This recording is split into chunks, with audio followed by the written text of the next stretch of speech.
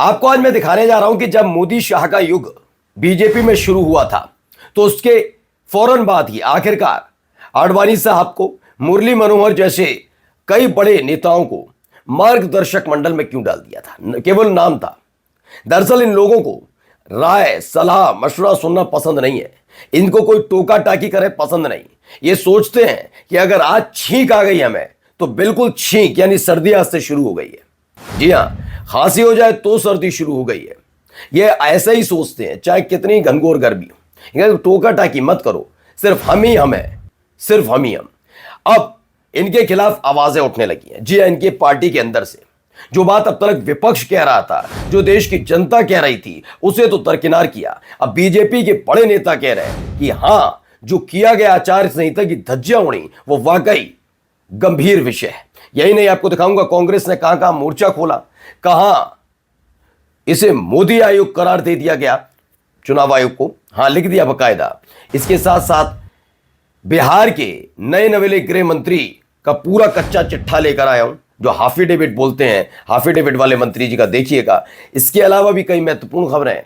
एक व्यक्ति जो वोट चोरी पर सवाल पूछते हैं उनको गिरफ्तार कर लिया जाता है, ऐसा दावा है। और दिखाऊंगा स्मृति ईरानी ने से जब पूछा गया प्रियंका गांधी की तुलना पर तो क्या जवाब दिया है।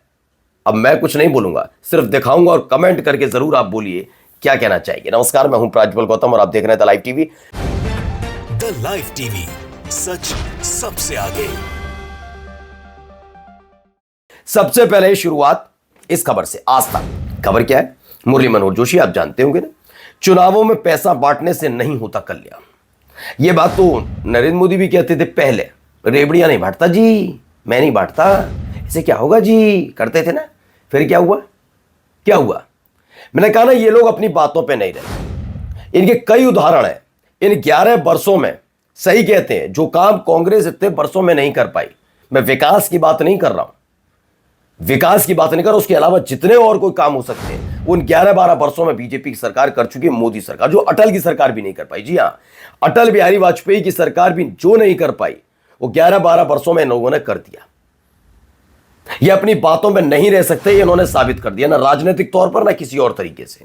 पहले तो सुनिए, चुनाव में पैसा बांटने से जनता का कल्याण नहीं होता, बल्कि आर्थिक समानता और समान विकास सुनिश्चित करने से होता है। राजनीतिक न्याय के लिए आर्थिक न्याय आवश्यक है, लेकिन मानता कौन है? नरेंद्र मोदी साहब।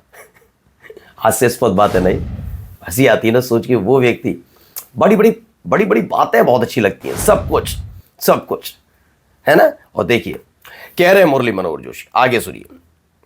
अब इन व्यक्ति को पहचानते होंगे, ये नाम है सम्राट चौधरी। खैर, सबके बोलने का अपना अपना तरीका हो सकता है, लेकिन जब पढ़ाई लिखाई बात हो तो स्पष्ट बताओ कि मैंने नहीं कर रखा है। आप जवाब भी नहीं दे पाते और जवाब में जो शब्द बोलते हो सारे के सारे गलत भी बोलते हो तो फिर हंसी उड़ती है। खैर, इन सबसे इतर क्या है, जो अशोक चौधरी, माफी चाहेंगे, सम्राट चौधरी हैं, उनको मिल गए गृह मंत्रालय। ये गृह मंत्रालय कभी भी नीतीश कुमार ने 2005 से नहीं दिया। अब इसके क्या क्या साइड इफेक्ट हो सकते हैं वो बात की बात है, वो अगली वीडियो में आपको बताऊंगा, लेकिन फिलहाल अभी सुनिए। गृह मंत्रालय इसलिए दिया गया कि अपने खिलाफ जितने रिकॉर्ड है उसे सदा के लिए हटा सके। 302 के मुजरिम हैं, 7 हत्या के मामले महीनों जेल में रहे, 8वीं पास की भी कोई सर्टिफिकेट नहीं है। मोदी जी अमित शाह के दुलारे, 4 पार्टियों में राजनीति करते करते नए भाजपाई सम्राट चौधरी आदि इनका नाम है, ऐसे कहते हैं। अब आइए यहां क्या हो रहा है। चुनाव आयोग के दफ्तर पहुंचते हैं, निर्वाचन आयोग के दफ्तर, और वहां क्या किया है।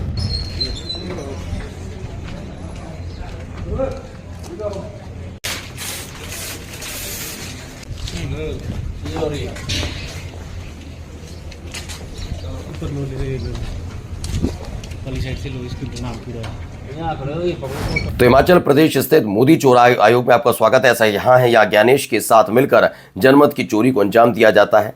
ऐसे पोस्टर्स वहां पर हिमाचल प्रदेश में लगा दिए गए। यहाँ भी देखिए राजस्थान में कैसे लोग टूट पड़े हैं। लोगों में गुस्सा है, कांग्रेस का झंडा है तो आप कह सकते हैं कांग्रेसी कार्यकर्ता है, मैं भी कह देता हूं।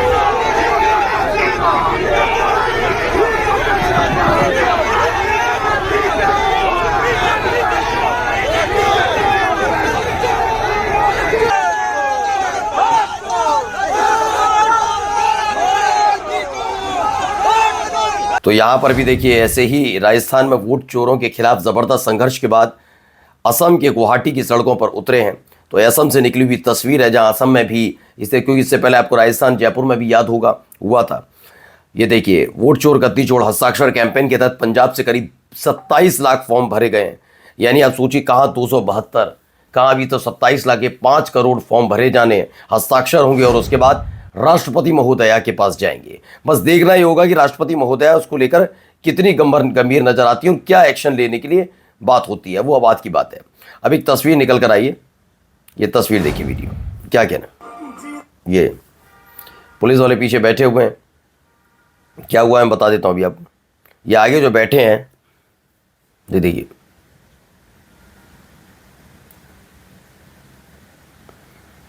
तो ये बताया गया ये लास्ट वीडियो मंजीत घोसी की, जिन्हें अरेस्ट कर लिया गया है। सोशल मीडिया पर लगातार क्वेश्चन कर रहे थे बीजेपी को लेकर, वोट चोरी को लेकर, उसके बाद इन्हें अरेस्ट कर लिया गया है।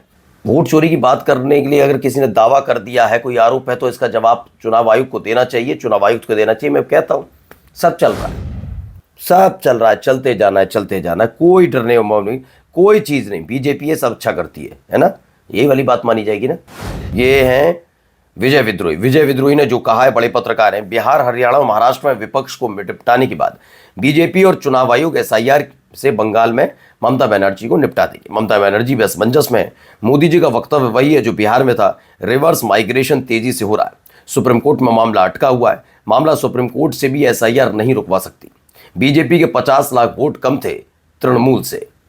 इस अंतर को बीजेपी एसआईआर से खत्म ना कर दे। बीजेपी हर हाल में ममता का शिकार करना चाहती है, तमाम बातें हैं। और देखिए आने वाले वक्त में वहां से अगर आवाज ना उठे तो देखिएगा, मैंने कहा ना, जब तक ये बिखरा हुआ विपक्ष है ये कुछ नहीं कर पाएगा, कुछ नहीं कर पाएगा। सब अपनी अपनी सल्तनत के राजा बने बैठे हैं। जैसे आम आदमी पार्टी की गलती थी, उसे लगा दिल्ली में कोई नहीं आ सकता। वो मध्य प्रदेश में कमलनाथ सोच रहे थे मुझसे बड़ा नेता कोई नहीं है।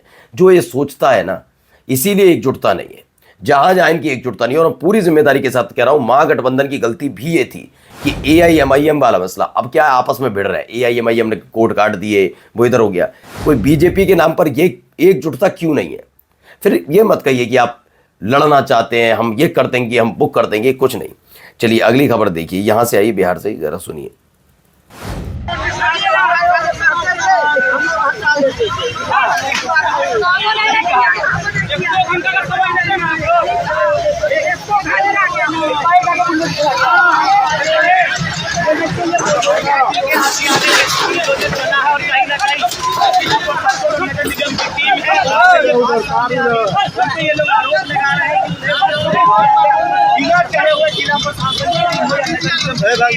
ये कहीं ना कहीं जो है यहाँ पे अतिक्रमण सजा हो बाबुआ। तो महिला दुकानदार ने कई बड़ी बात कि बिहार के मुख्यमंत्री नीतीश को वोट देने का फल मिला है। एनडीए की सरकार बनते ही बिहार के समस्तीपुर में चलने लगा जेसीबी। अभी तो आगे आगे देखिए होता है क्या। यहाँ पर एक तस्वीर है स्मृति ईरानी की, एनआई की तस्वीर है। इसको लेकर एमएस भूमि लिखती हैं, इनका ये दावा है कि स्मृति ईरानी ने ये जवाब दिया है। जवाब में लिखती हैं कि एमएस भूमि ने कहा कि प्रियंका से कैसा मेरा मुकाबला, ना तो मेरे पति चोर हैं, ना ही मेरा कोई भाई बेवकूफ़ है। स्मृति ईरानी ने दावा किया है, ये दावा कर रही है एमएस भूमि की। ऐसा बयान स्मृति ईरानी ने दिया है। अगर ये बयान है तो आप अंदाज़ा लगाइए क्या है। अब क्या ही कहूँ, चोर कौन नहीं, अब आप अंदाज़ा लगा लिए। लेकिन कभी कभी ऐसे ट्वीट का कोई मायने नहीं होते, क्यों कैसे बोला गया है वो भी समझना जरूरी है। निवेदन करे, उनसे क्या निवेदन करना।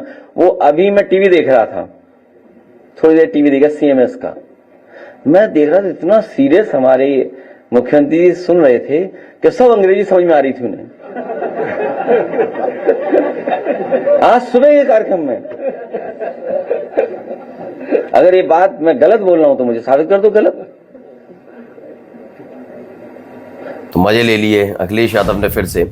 और जाते आते दिल्ली दुनिया का सबसे ज्यादा प्रदूषित शहर बना, AQI 506 तक पहुंच गया। लेकिन एक बात ध्यान रखिएगा आप लोग, अपने लिए, अपने बच्चों के लिए, अपने परिवार के लिए, अपने बूढ़े बुजुर्गों के लिए सड़क पर उतरकर आंदोलन मत करना। अब से 10-15 दिन पहले हुआ था। इस देश की मीडिया ने भी आपको तवज्जो नहीं दी थी। हाँ, तवज्जो दी किसने? पुलिस वालों ने। गृह मंत्री अमित शाह जी की पुलिस ने बहुत स्वागत समारोह किया।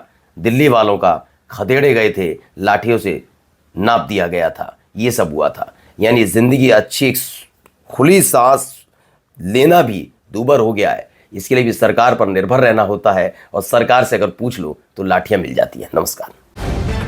द लाइव टीवी, सच सबसे आगे।